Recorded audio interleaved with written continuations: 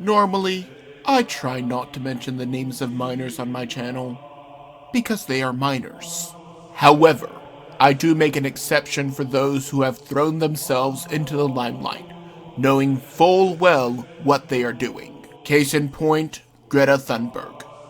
She is best known for being a high school dropout, since she stopped attending classes to fight climate change. However, her efforts, as well as the efforts of other lazy teenagers, have yielded no results. I bet all of them are still using the AC and refrigerators, some of the biggest producers of greenhouse gases in the average home. Despite her useless endeavor, Time magazine decided that she would be the best candidate for Person of the Year.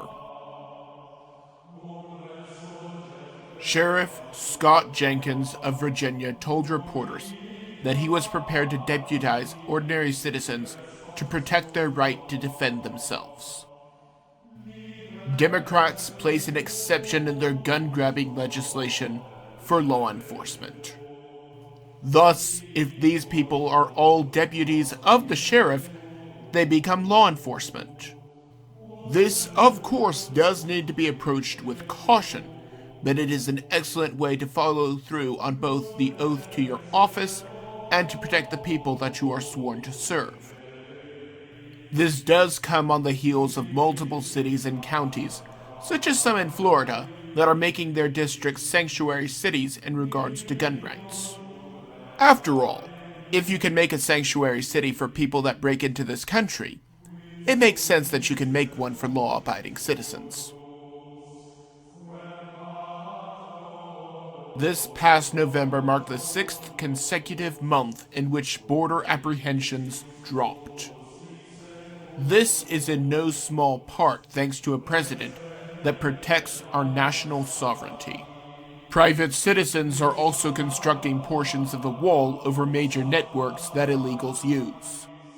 Simply put, more people are realizing that we take our sovereignty seriously, and the criminals and the moochers are not even bothering to make the effort. However, the one thing that I hate about big government is their utter hypocrisy. Face it, there are not swarms of illegals trying to better themselves. They just want free stuff, and the cartels want to expand their market. We are told by the government that if we do not vaccinate our children, we will have another plague on our hands. Despite this, Customs is forbidding doctors from giving free flu shots to immigrants. There are vaccines that we are mandated to have without question, but illegals, not so much. I have opinions on the vaccination movement, but now is not the time.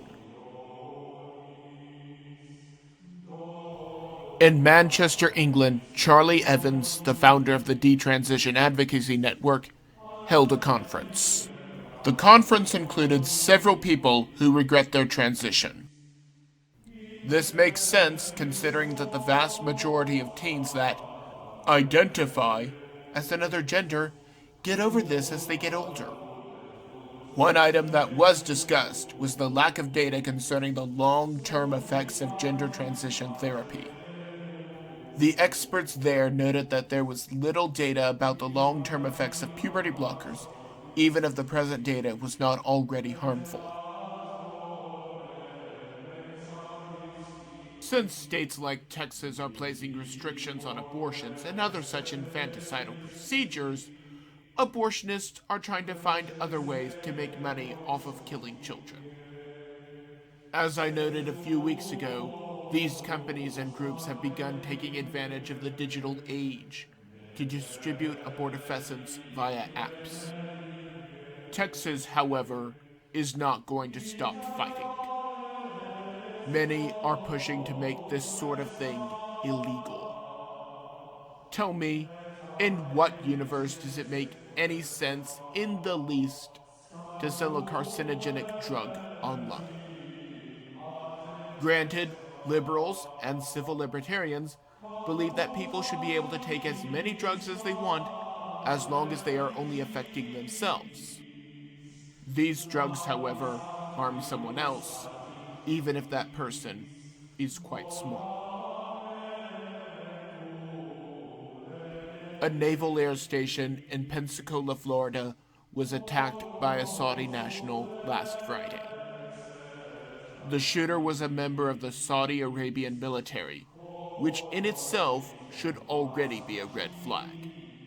Investigations are underway to determine whether or not this was a terrorist attack. At least we do not have a president that will just chalk it up to workplace violence. Netflix is one of the biggest streaming services, and was one of the first to fill the void. Thinking that the people go to the service for political indoctrination, Netflix is releasing a series called Messiah.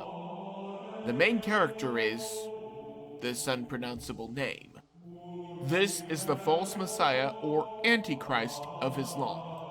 According to people more knowledgeable on Islam than I am, quote, I am not sure the angle they are taking with this particular show. Could be that they are portraying Antichrist instead of Jesus. Close quotes. Whatever the truth may be, people are vowing to leave Netflix over this. The United States-Mexico-Canada agreement is replacing NAFTA. It is a deal that benefits the United States all the more, and we have our businessman president Donald Trump to thank for the deal. While the Democrats were mostly focused on their witch hunt of an impeachment, they decided to take time out of their busy schedule to pass this. Speaking of the impeachment, Horowitz, the Inspector General, has found 17 errors in the FBI's initial investigations into President Trump. All of the errors favor impeachment. The Steele dossier was completely untrustworthy and led to wiretapping a candidate for president that opposed the party of the sitting president. If there are 17 errors that all favor a single political party, they are not mistakes. Senator Lindsey Graham led the hearings to get to the bottom of this. Even if the House votes for the articles of impeachment that Nadler made up, the Senate will never give them the light of day.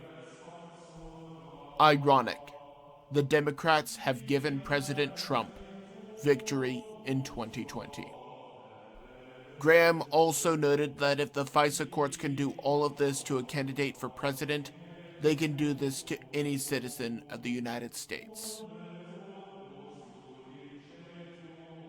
Joe Biden is not the only one to bribe a nation for foreign aid. Democrats have been pressuring Israel to change their position on Gaza to get foreign aid.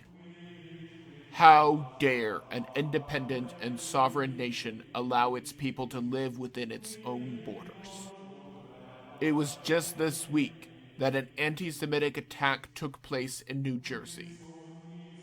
President Trump took the opportunity to add Jewish people to the Civil Rights Act by executive order. This is not so much a law, but a guideline for federal officials. Maybe I'm just blowing smoke. Maybe I'm completely off my rocker, but that is just my opinion.